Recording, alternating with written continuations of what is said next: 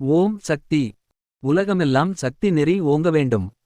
ஒவ்வொருவர் மனக்குறையும் நீங்க வேண்டும். தெய்வம் இல்லை, இல்லவே இல்லை. பாவமாவது புண்ணியமாவது அவையெல்லாம் அபத்தம் என்றெல்லாம் எண்ணுகிற கலியுகம் இது. கண்காணி இல்லென்று கள்ளம் புரியும் படிப்பாளிகள் பெருகி வருகின்ற காலம் இது. பாவ புண்ணியங்களைப் பற்றி கவலையேபடாத ஒரு தலைமுறை இன்று உருவாகிக் கொண்டு வருகிறது. இத்தகைய காலகட்டத்தில் தான் அன்னை ஆதிபராசக்தி அடிகளார் என்ற மானுட வடிவில் அவதார நோக்கம் கொண்டு வந்திருக்கிறாள். தெய்வம் உண்டு, பாவமும் உண்டு, புண்ணியமும் உண்டு, அவற்றுக்கான பலன்களும் உண்டு என்று பக்தர்கட்கு அனுபவங்கள் தந்து புரிய வைக்கிறாள் அன்னை. அன்னை என்பவள் கருணையின் வடிவம். அதனால் தான் பரம்பொருளான தான் சக்தி ரூபம் எடுத்து வந்திருக்கிறேன் என்று சொல்லிக் காட்டுகிறாள். நம்மிடம் கருணை காட்டித் திருத்துகிறாள்.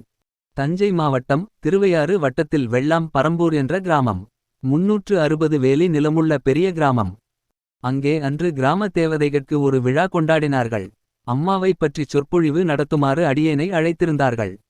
மேல்மருவத்தூர் அன்னை அடிகளார் என்னும் மானுடம் தாங்கி அவதாரமாக இறங்கி வந்திருப்பதையும் பக்தர்கள் வாழ்வில் அவள் ஊட்டுகிற அனுபவங்களையும் தெரிந்த அளவில் உரையாற்றினேன்.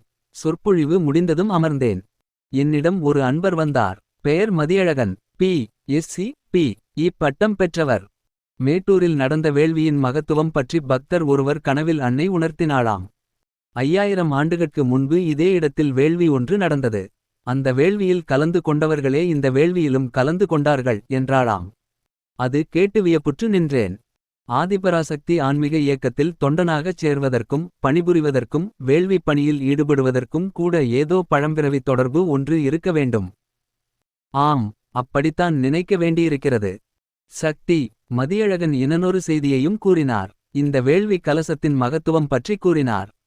நீலகிரி மாவட்டத்தில் குந்தா மின்வாரியத்தில் பணிபுரியும் காவலாளி ஒருவர். அவருக்கு ஒரு கண் பார்வை மங்கிக் கொண்டு வந்தது.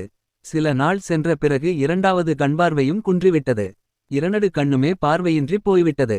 பார்வையற்ற நிலையில் நம் வேலை போய்விட்டால் எப்படி குடும்பத்தை காப்பாற்றுவது என்று கவலைப்பட்டு கொண்டு நிம்மதியில்லாமல் தவித்தார் அந்த காவலாளி. ஒருமுறை சக்தி மங்கையர்க்கரசி அவர்கள் வீட்டில் வழிபாடு நடைபெற்று கொண்டிருந்தது. அந்த வழிபாட்டில் அந்த காவலாளி கலந்து கொண்டார். அவரது நிலையை கேள்விப்பட்ட சக்தி, மதியழகன் மேல்மருவத்தூர் வேள்வியில் வைக்கப்பட்ட கலச தீர்த்தத்தை இவருக்கு கொடுங்கள் என்று கூறினார். அந்த கலஸ்தீர்த்தத்திலிருந்து 2 சொட்டுகள் அக்காவலாளி கண்களில் விடப்பட்டன. என்ன வியப்பு! தீர்த்தம் விடப்பட்ட 5வது நிமிடத்தில் அவருக்கு கண்பார்வை வந்து விட்டது. இந்தச் செய்தியை கூறி முடித்தார் சக்தி. மதியழகன் அவர் மேட்டூரில் மன்றத்தில் உறுப்பினராக இருக்கிறார். தன்னை நாடி வரும் ஒவ்வொரு ஆன்மாவுக்கும் ஏதோ ஒரு வகையில் அருள்பாலித்து தன்னிடம் ஈர்த்து கொள்கிறாள் அன்னை. இம்மைக்கும் மறுமைக்கும் பலந்தரும் எத்தனையோ வழிமுறைகளை அம்மா அந்த அவதார காலத்தில் உருவாக்கி கொடுத்திருக்கிறாள். அவற்றுள் வேள்வி பூசையும் ஒன்று. வேள்வி பூசை மனிதகுல நன்மைக்காகவே அன்னையால் வகுத்து கொடுக்கப்பட்டுள்ளது. அந்த கலச தீர்த்தம் அற்புத சக்தி படைத்தது. ஒவ்வொரு குடும்பத்திற்கும் அது தான் சமய சஞ்சீவி. நம் குடும்பத்தில் யாருக்காவது உயிராபத்து நேரும்போது இந்த கலச தீர்த்தத்தை அருந்த கொடுத்து விட்டு அதன் பிறகே மற்ற சிகிச்சைகள் கொடுக்க வேண்டும். அம்மா பக்தர் ஒவ்வொருவர் வீட்டிலும் கலசம் விளக்கு இருக்க வேண்டும். அன்றாடம் அதற்கு ஆராதனை செய்யப்பட வேண்டும். கலச விளக்குகட்கு விலை வைப்பது உன் பாவத்தை தணிப்பதற்காக என்பது அன்னையின் அருள்வாக்கு. அம்மாவின் அருள் பெற்ற ஒரு சிறு துரும்பும் கூட ஆற்றல் பெற்றது. அம்மாவோடு சம்பந்தப்பட்ட ஒவ்வொரு பொருளையும் பக்தர்கள் எடுத்து வைத்து கொண்டு போற்றுகிறார்கள். அந்த பொருள்கள் மூலமாகவும் ஏதோ ஒரு வழியில் பலன் தருகிறாள் அன்னை. வேள்வியில் சுற்றப்பட்ட உயிர்ப்பு நூல், வேள்விச் சாம்பல், நவதானியம் என்பன ஒவ்வொரு வகையில் நன்மை தரும் மங்களப் பொருள்கள். அருள்பெறின் துரும்பும் ஓர் ஐந்தொழில் புரியும் தெருள் இது. எனவே செப்பிய சிவமே, அருளுரின் எல்லாம் ஆகும் இது. உண்மை அருளுற முயல்க என்று அருளிய சிவமே என்று பாடுகிறார் வள்ளலார்.